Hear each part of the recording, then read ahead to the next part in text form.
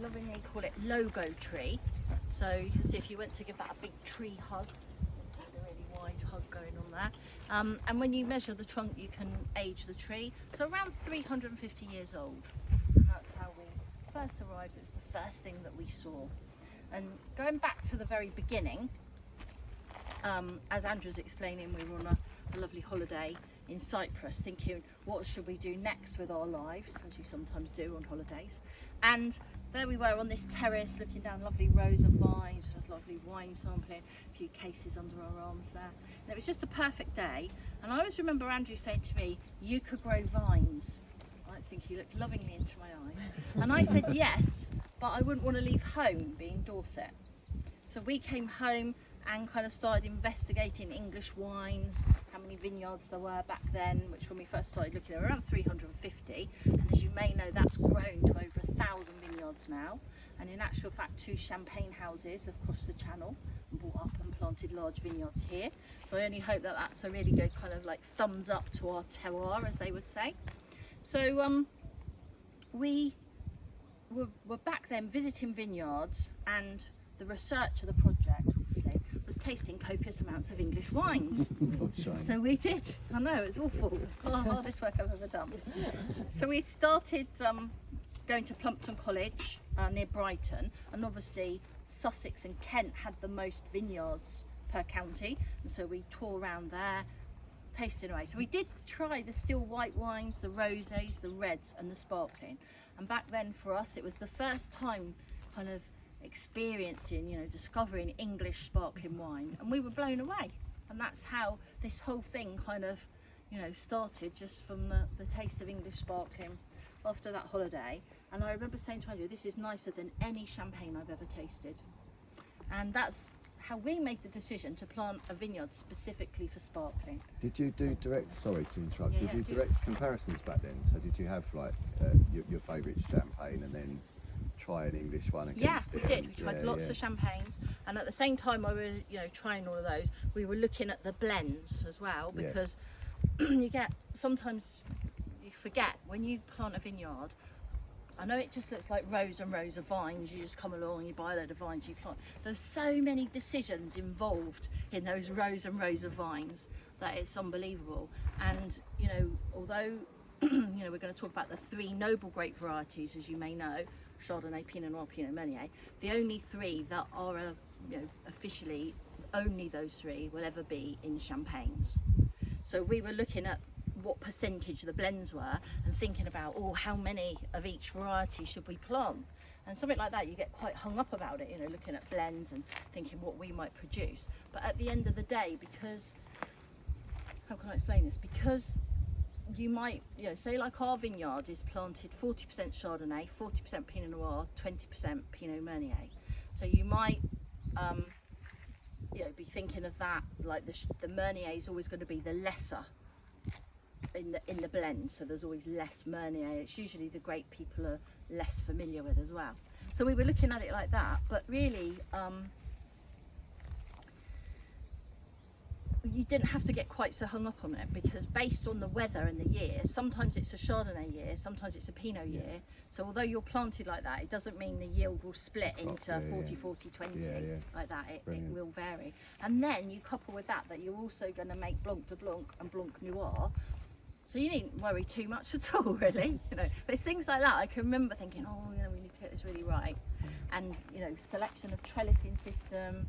This is called double Guillot here. And here in the UK, we grow everything higher than they do in the Champagne region. And I can explain that a little bit more in a moment. But yeah, so lots and lots of decisions. Should you have wooden posts? Should you have steel posts? And the, you know, the cost factors that go with that. So basically, you start a vineyard, it's complete madness. You pour endless amounts of money into your field, and, you know, kind of cross your fingers that you've chosen, obviously you test the soil and things, but you cross your fingers that your terroir will produce really good wines. And the thing is, from the day you plant, you're not going to know that for 6 years plus, really. So you're planting the vines, you're waiting 3 years for the first grapes. It takes 3 years to make those grapes into the wine. Funnily, no one wants to come on a vineyard tour when you haven't got any wine. So yeah, so it's 6 years of labouring without income. Fingers crossed that, you know, the wine is going to taste good. As you can see, I have a smile on my face. 18 years on, it's all worked out quite well. So yeah. So the location and the land was really important. You know, while we were there at Plumpton, we were sitting down, as you do with the estate agents, and wanting a piece of land very excitedly, but not a flat piece of land with a slope. Not too steep a slope because we need to drive a tractor up and down. So a nice gentle slope, preferably south facing. So south facing, really well drained soil, definitely not clay, not too high in altitude, nothing that's windswept, nothing too close to the sea that would carry salt breeze, nothing too low that would be in a frost pocket.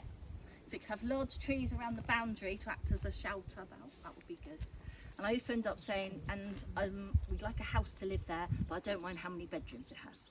That wasn't really true, but have to give a bit somewhere. So were those the questions you were asking at the time? Those were decision criteria then, or are those the criteria in retrospect?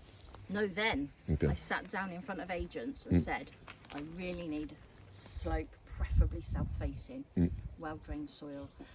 We agreed, you know, with the owners here when we first arrived. So the agent phoned up and said, it might be the one. And we'd looked at so many farms and small holdings, and we were like, okay, there's no south-facing slope in Dorset available at the moment. You know, we're getting quite like, oh gosh, who thought this would be so hard?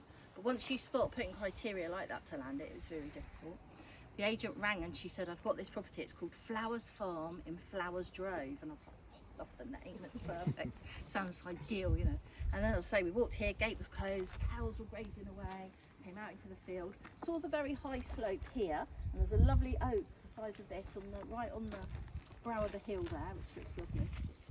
At the moment. But yeah, and the slope like that, that's quite good to give shelter from weather.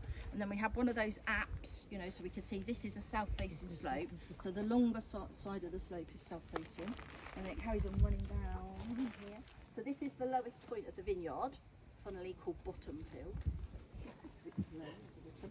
And then as you look out there, we also slope up over that way, puts us in a little bit of a bowl, and that also helps create a microclimate, which I think has worked quite well for us. So in all, these three grape varieties are kind of the three that have taken off for us in the UK. So English sparkling wine is becoming really, really well known. We can grow it here, providing we get English seasonal weather. And that's where quite often we get a few spanners in the works. So the two last winters have been so wet. The vines would rather it's cold and frosty. You know, they don't mind the frost, they're dormant. But cold and wet roots, they're not so keen. So they like really well-drained soil. So the last two winters have been a bit, but this year, the weather so far, the spring and into summer where we are now, has been quite perfect, and it actually matches the highest yielding year that we've ever had here. So we have a weather station and we kind of track the years and the weather. So it's looking pretty good for this year, I'm pleased to say, yes. So you planted with the slope rather than across the slope. Yes, what was exactly. the decision? Yeah. So our slope, luckily, runs, you know, south to north, so it's elevated to the south on that side and running up. But if your slope ran east to west, you wouldn't plant on it south to north, because when you come to drive a tractor, you'd be going along like that on the slope. It'd be really awkward if you drive that way on. So you always want to work with the lie of the land with the slope. Okay, good. Anything else? Not right now. Interesting questions. Though.